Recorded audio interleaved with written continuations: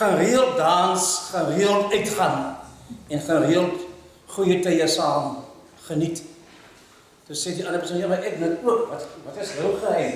Toe sê hy, mama gaan dinsdag aand en papa gaan woensdag aand. Getrouwd, maar enkel lopend. Toe kan nog gosie met ons praat oor seksuele humor en seksuele uitdrukkings en hoe dit culturele verandering kan skep en die oorgang kan maak vir die mental mens. Welkom in ons eie plek. Baie dankie. Die titel van die projek is getrokken maar interloopend. Zuid-Afrika is een multiculturele en multitalige gemeenschap. En die situatie brengt beide uitdagings en geleerdhede in dier van talen. Vooral die onderweg van Afrika-talen voor moedertaalsprekers en niet-moedertaalsprekers. En hierdie land erkent die constitutie de ontwikkeling en promotie van al die ambtelijke talen. Vooral die 9 Afrika-talen en alle domeinen wat ook opvoedkunde behelst. Die referaat gaat kijken hoe om culturele verschillen te versterken door het onderwerp van Setswana idiomen en gebrek van volksverhalen. Ik ga demonstreren dat als Setswana idiomen en volksverhalen op een creatieve wijze gedeeld worden, ons als Zuid-Afrikaners onze diversiteit ten volle en met algehele vertrouwen kan benutten. Die programma Idiomen en Prentenvorm was deel van mijn navorsing op graad 3 Setswana leerlingen. Al was dit bedoeld voor moedertaalsprekers, zal u zien dat dit ook gebruikt kan worden voor niet-moedertaalsprekers, want het is in printjes.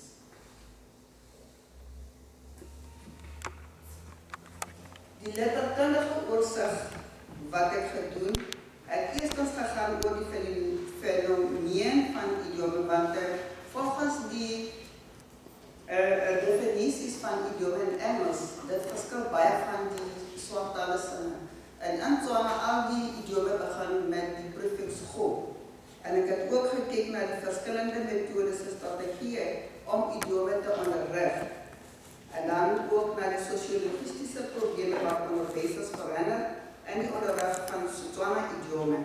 Vooral Kultura Sotho en de Tsotsi-taal wat niet standaardtalen is, wordt meer gebruikt in die klasse in plaats van standaard Tswana. En ik heb ook gekeken naar die inhoud van het programma van onderwijzers bematig en die onderwerp van idiomen. Mijn studie was een kwalitatieve studie in beide fase 1 en fase 2-3 voor afgekozen graad 3 onderwijzers van 2 scholen in een stedelijke gebied en 1 in een semi-stedelijke gebied is gebruikt voor die studie. Fase 1 was onderhoud gevoerd met Setswana onderwijzers en waargeneem gedurende het onderwerp van Setswana idiomen. En in fase 2, dat was een interventie van prakticiëns die bevinding uit fase 1 beleg die programma Setswana idiomen en Prentenvorm. Die doel met die programma was om onderwijzers te bemachtigen om Setswana idiomen te leren en gebruiken, want de hele wordt niet meer in die klasse geleerd of door die onderwijzers of die ouders zelf gepraat. Die theoretische raamwerk waarop die studie gebaseerd behelst constructivistische theorie. Die leerlingse omgeving en culturele erfenis is gebruikt om idiomen te construeren en te leren. Die interpretatietheorie is gefocust op 5 subtheories van hoe leerlingen idiomen interpreteren. En hierdie theorie van leer beklemtoon 5 hoofdtheoretische raamwerken en die interpretatie van of decoderen van idiomen. Die eerste een is letterlijk eerste of idiom des hypothese. En mijn navorsing vind dat omdat ik te doen gehad met graad 3 leerlingen, ik kon niet verder als dit gaan of al die 5 theories gebruiken, want dat gaat over het vlak van het idiom. En dan want spreekwoorde is moeilijker als idiome in Setswana. Die tweede een is gelijktijdige processen of lexicale vertegenwoordiger hypothese, figuurlijk eerste of direct toegang hypothese, compositionele ontleding hypothese, dubbele vertegenwoordiging van idiome model. Die bevindings is dat onderwijzers was niet eens bewust daarvan dat verbeeldingrijke taal deel is van idiome in die kursdocument.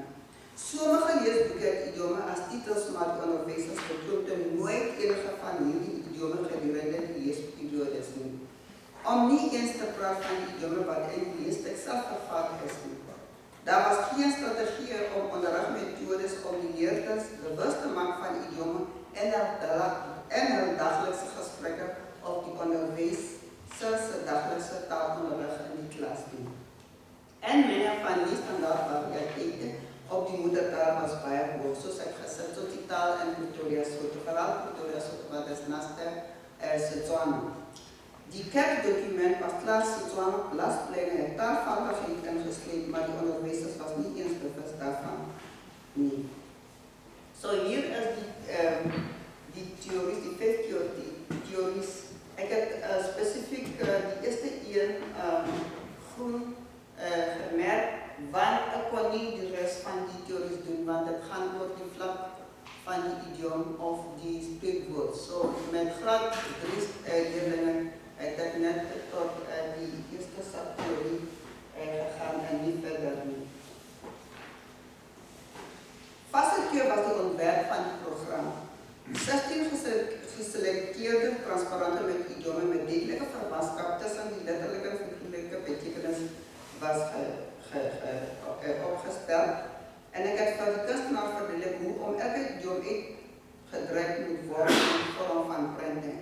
En ik heb aparte flitskaarten gemaakt met Setswana idiomen en de betekenissen daarvan. En kon leerlingen en paren zetten en dan moet die idiom met die rechte antwoord pas. En hier is die printjes wat ik gekomen. Die eerste een zei voor Fatima Godde, om die mensen te verbinden. Ik hoef niet te verbinden, want daar aangaan. Maar de meeste van die tijd, als de leerlingen die printjes zien, interpreteer dat letterlijk zoals ze dat zien. Maar hier op die instantie was ze recht, want die printje praat vanzelf. Maar dat was, ik heb amper gelachen. Een van die meisjes ook gezegd, van die juffrouw vrouw om beter te gaan, omdat ze die mensen gaan verblinden. Net die ziens kan dit doen. En die tweede keer heeft gegaan voor Hanasa Ino. Haar mosses uit elkaar vertanden. Dat betekent dus beste vrienden. Zo die printjes praat. Zo ik geloof niet dat zal makkelijk door aan die moedertaal spreken vergeet worden. Die andere een was voor Jadi Kara om bomen te eten, letterlijk. Maar dat betekent iemand wat van logie is. En gesoepalisatie om naar de zon te wijzen, om pot weg te weer. Zo, elke keer als die leerlingen die letterlijke interpretatie geven, of want hulle komt niet uit naar die rechte idiom wat die prikje probeert verdedigen. Dan kom ik met een scenario waar ik misschien voor die leerlingen zeg, laat ons je stapt in die klaskamer, dat is een man wat voor jou kwam, dat zei je moet in die motor klimmen, en klim van je ma heeft gezegd, je moet voor jou komen, zal je in die kar gaan. En dan die kinders gaan zeggen nee, en zal niet zo. Dan verdedig ik dat die idiom en Tswana gesoepalisatie betekent om pot weg te vegen. So dus hoe ik die printjes, so ik heb 16 van jullie opgesteld, dat was aardig. Maar die gevolgtrekking was dat onderwijzers was nog vol zelfvertrouwen om idiomen te onderrichten. Leerlingen weten verstaan idiomen en snappen hoe om idiomatische taal in de dagelijkse communicatie in te slepen.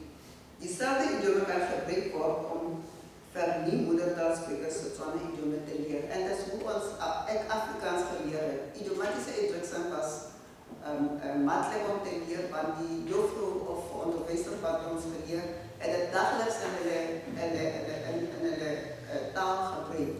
Maar bij die soorttalen, het leek alsof onderwijzers dat niet in acht nemen. En dan hoe gaan ons nou niet moedertaalspelers idiomen leren, want die cultuur is ook een zulke gedeeltes zoals idiomen. En die gevaar van letterlijke vertaling is dat multitalig betekent niet die letterlijke vertaling van idiomen, maar om die betekenis in context te zien. Dat is hoe ons die taal en cultuur van elkaar leert. Ik had ook één keer op Koran gezien dat iemand wil graag ons moet multitalig lezen en we proberen ons idiomen leren. Maar die eerste een was in Engels, ik heb vergeten om daar die Engelse gedeelte te schrijven. Die idiom was I'm just pulling your leg. En die vertaling was direct, letterlijk vertaald. En dat het net gezegd, trek net toe die, maar dat was en ze zo toegedaan, wat zij geen pakje hubula kalo. Dus zo, als een tweede taalspreker zo niks geleerd in dat idiom, want dat is letterlijk de vertaling, dat is niks van mij. Ik spreek niet van een oude pampoenie, ga ik het zo zoeken om te boven, dan zal die is van het rechte Afrikaanse idiom. Maar om het letterlijk te zeggen, ik spreek niet van een oude pampoenie. En zo'n, het niet zijn gemaakt, maar in Afrikaans is zijn gemaakt. Zo, dan komt ons bij die volksverhalen. Ik denk, je hebt allemaal die aantekeningen gaan naar die Afrikaanse gedeelte. Ik ga dat niet lezen om tegen te sparen. Maar het belangrijkste daar is die liedje. Ik denk dat dat een van die, ons gaan allemaal zijn, want dat is Afrika en ons proberen elkaar te cultuur leren. Zo ik zal die verleden zeggen wat om te zeggen. Maar ook lijkt jullie verhaal, maar wanneer was er bij een aantrekkelijk, dat is amper zoals een opzomming van daarin. Maar wanneer was er bij een aantrekkelijke vrouw wat de deelschone dochter gehad heeft. Het leek alsof haar dieren ook niet van haar gehouden heeft, want niemand heeft bij haar bezoek afgeleid. Als gevolg van haar mooie dochter het baie bezoekers bij haar huis opgedacht om van haar dochter zijn handen te vragen.